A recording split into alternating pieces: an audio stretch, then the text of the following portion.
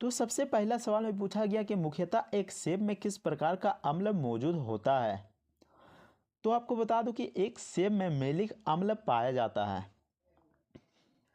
Next सवाल में पूछा गया है कि सिंधु घाटी सभ्यता के लोग किसकी उपासना करते थे, यानी कि किसकी पूजा करते थे। तो इसका सही जवाब हो जाएगा पशुपति का। नेक्स्ट सवाल में पूछा गया कि विश्व व्यापार संगठन WTO की रिपोर्ट 2023 के अनुसार वैश्विक कृषि निर्यात में भारत की क्या रैंक है। तो कृषि निर्यात में भारत का रैंक है वो है 8वां रैंक। अगले सवाल में पूछा गया है कि अलबेला रानी टोपो निम्नलिखित में से किस खेल से संबंधित है। तो अलबेला रानी टोपो हॉकी से संबंधित है। अगले सवाल में पूछा है कि India the future is now किसके द्वारा लिखा गया है। तो यह शशि थरूर के द्वारा लिखा गया है। नेक्स्ट सवाल में पूछा गया है कि कारगिल युद्ध में चर्चित चोटी पॉइंट 5140 का नया नाम क्या रखा गया है। तो इसका नया नाम रखा गया है गन हिल। अगले सवाल में पूछा है कि देश का कौन सा जिला हर घर जल प्रमाणित जिला बना।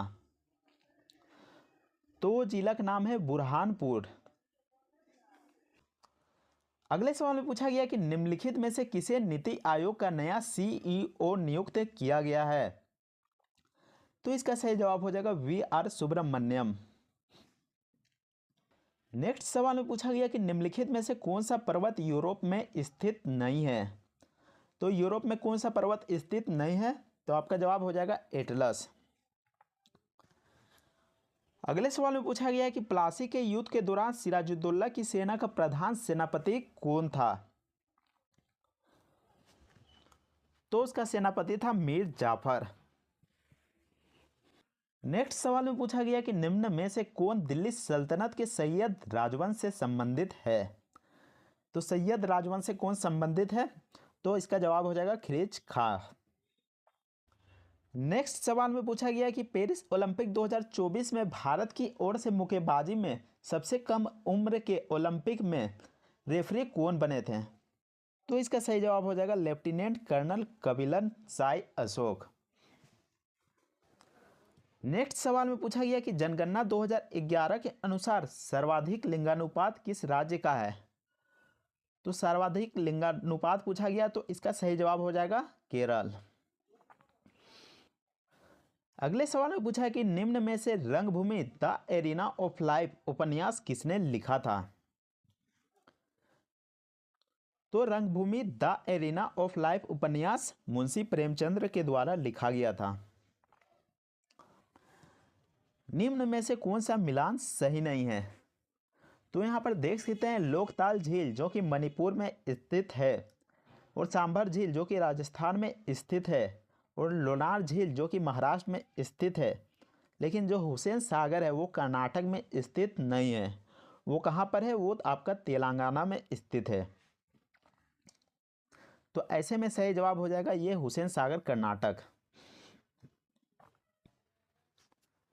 अगले सवाल में पूछा गया कि नेपाल का अंतर्राष्ट्रीय कॉलिंग कोड क्या है। तो नेपाल का जो अंतर्राष्ट्रीय कॉलिंग कोड है वो है 977। जैसे कि इंडिया में जो कॉलिंग कोड होता है 91, वैसे ही नेपाल का अंतर्राष्ट्रीय कोड है 977। अगले सवाल में पूछा गया है कि खालिस्तान धुआं और कोहरे से बना होता है। तो जो धुंध होता है वो धुआं और कोहरे से बना होता है। नेक्स्ट सवाल में पूछा है कि लोक नृत्य होजागिरी की उत्पत्ति हुई और यह भारत के किस हिस्से से जुड़ा हुआ है। तो यह भारत के उत्तर पूर्व से जुड़ा हुआ है। अगले सवाल में पूछा गया कि मनिका बत्रा निम्न में से किस खेल से संबंधित है। तो मनिका बत्रा टेबल टेनिस से संबंधित है। अगले सवाल में पूछा गया कि बांग्ला फेस्टिवल किस राज्य में मनाया जाता है। तो बांग्ला फेस्टिवल आपका मेघालय राज्य में मनाया जाता है। नेक्स्ट सवाल में पूछा गया कि भारत में दूसरी बार एशियाई खेल किस वर्ष आयोजित की गई थी। तो 1982 में भारत के दिल्ली में दूसरी बार एशियाई खेल आयोजित किया गया था। नेक्स्ट सवाल में पूछा गया कि भारत में कौन सा संगठन भारत में मुद्रा नोट जारी करता है। तो इसका जवाब हो जाएगा RBI, reserve bank of India. अगले सवाल में पूछा गया है कि भारत के संविधान के किस अनुच्छेद के तहत वित्तीय आपातकाल घोषित किया जाता है? तो अनुच्छेद 360 के तहत भारत में वित्तीय आपातकाल घोषित किया जाता है। नेक्स्ट सवाल में पूछा गया कि फोबोस किसका उपग्रह है? तो इसका सही जवाब हो जाएगा मंगल का एक उपग्रह है।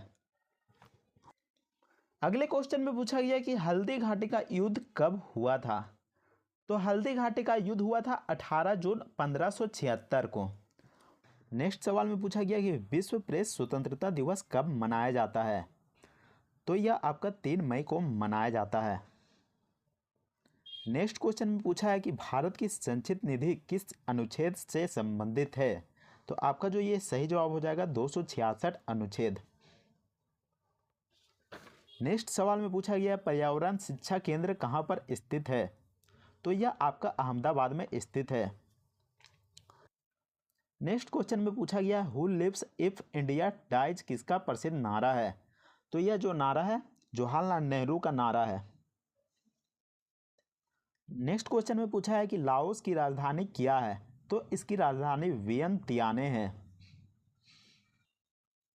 इस सवाल में पूछा है भीमा परियोजना किस नदी पर स्थित है? तो यह आपका पवना नदी पर स्थित है। नेक्स्ट सवाल में पूछा गया कि संविधान संशोधन की प्रक्रिया किस देश से ली गई है? तो संविधान संशोधन की प्रक्रिया दक्षिण अफ्रीका से लिया गया है। नेक्स्ट क्वेश्चन में पूछा गया कि गामा किरणों की खोज किस वैज्ञानिक ने की थी? तो गामा किरणों की खोज बेकुरल वैज्ञानिक ने की थी। इस सवाल में पूछा गया कि उच्च न्यायालय के मुख्य न्यायाधीश की नियुक्ति कौन करता है, यानी कि हाई कोर्ट का जज का? तो उसका नियुक्ति राष्ट्रपति के द्वारा किया जाता है।